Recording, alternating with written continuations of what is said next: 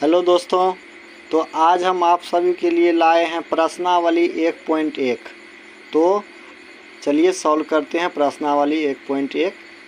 तो पहला क्वेश्चन देखिए कि क्या है कि क्या शून्य एक परिमेय संख्या है। क्या इसे आप p/q के रूप में लिख सकते हैं जहां p और q पूर्णांक है। तो चलिए देखते हैं 1 नंबर का प्रश्न। जैसा कि आपने देखा कि पहला क्वेश्चन है कि क्या शून्य एक परिमेय संख्या है। तो चलिए क्वेश्चन सॉल्व करते हैं। तो सबसे पहले क्या लिखेंगे, 1 नंबर का क्वेश्चन है तो हाँ, शून्य एक परिमेय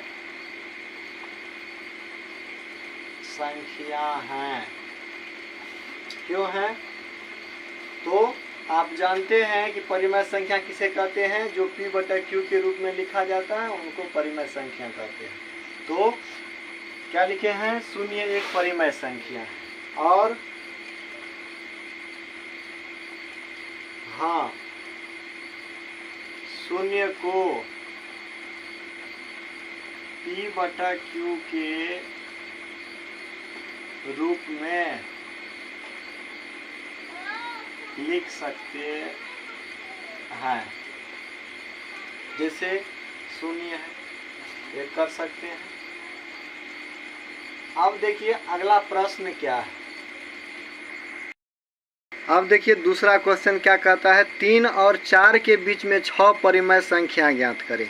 तो परिमेय संख्या तो आप जानते ही होंगे कि परिमेय संख्या क्या है। तो जिसे p/q अर्थात अंश बटे हर के रूप में लिखा जाता है उनको परिमेय संख्या कहते हैं। तो हमको 3 और 4 के बीच में 6 परिमेय संख्या ज्ञात करना है। तो जैसे ही 6 परिमेय संख्या बोले हैं ज्ञात करने के लिए, तो 6 है तो यहाँ हम 7 करते हैं। तो देखिए 3 और 4 के बीच में 6 परिमेय संख्या जैसे ही हमको ज्ञात करने के लिए बोलेगा तो 6 की जगह 7 कर देते हैं और 7/7 कर देंगे। तो 7 तो कट गया तो 1 आया। तो यहाँ पे क्या करना है, जैसे 3 × 7 और बटे 7, इधर 4 × 7/7। अब इन दोनों के बीच में 6 परिमेय संख्या ज्ञात करना है।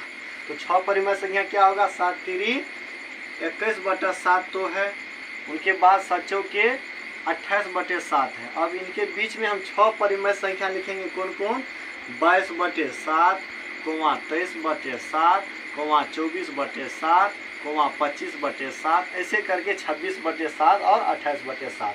तो 28/7 तो हमको आ गया है और पहले ही 21/7 को हम निकाल चुके हैं। तो ये मेरा आंसर हो गया। अब देखिए 3 नंबर का क्वेश्चन क्या कहता है। अब देखिए 3 नंबर का क्वेश्चन क्या कहता है, 3/5 और 4/5 के बीच 5 परिमेय संख्या ज्ञात करें। दोनों के बीच में 5 परिमेय संख्या। तो 5 परिमेय संख्या कैसे ज्ञात करेंगे, चलिए अब देखते हैं। अब देखिए 3/5 और 4/5 के बीच 5 परिमेय संख्या। तो जैसे ही हमको 5 परिमेय संख्या बोला है तो 5 की जगह क्या करेंगे, 6 करेंगे। जैसे 3/5 है और गुना 6/6 से कर देना है। इधर भी 4/5 गुना 6 गुना 6।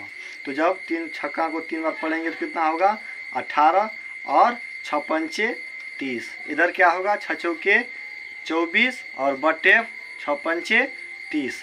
अब 18/30 और 24/30 के बीच में 5 परिमेय संख्या लिखना है। तो क्या सब होगा, 19/30, 20/30, 21/30 और 22/30 और 23/30।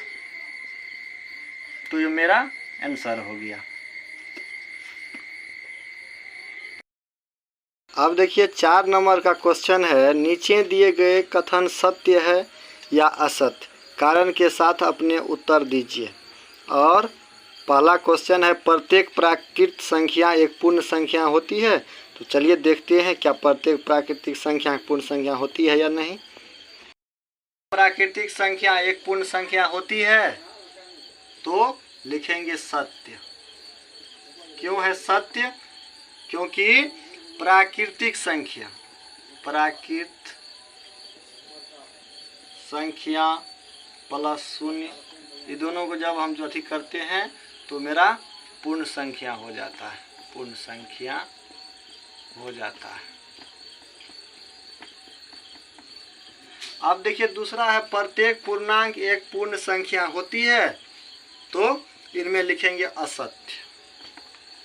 असत्य क्यों है असत्य?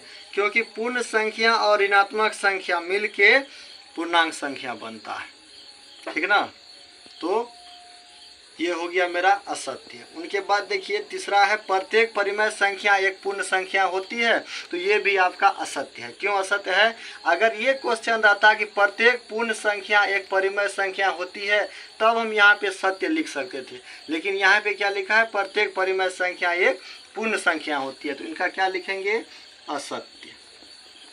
असत्य क्योंकि परिमेय संख्या और पूर्ण संख्या प्लस ऋणात्मक संख्या प्लस भिन्न संख्या मिलके एक परिमेय संख्या बनता है, एक पूर्ण संख्या बनता है। तो जैसा कि इस क्वेश्चन को जैसे हम सॉल्व किए हैं, उम्मीद करते हैं कि आपको भी यह क्वेश्चन समझ में आ गया होगा। अगर वीडियो आपको अच्छा लगे तो चैनल को सब्सक्राइब कर दें। धन्यवाद। तो अब मिलेंगे अगला वीडियो नेक्स्ट 1.2 के साथ। तो इसी के लिए धन्यवाद। और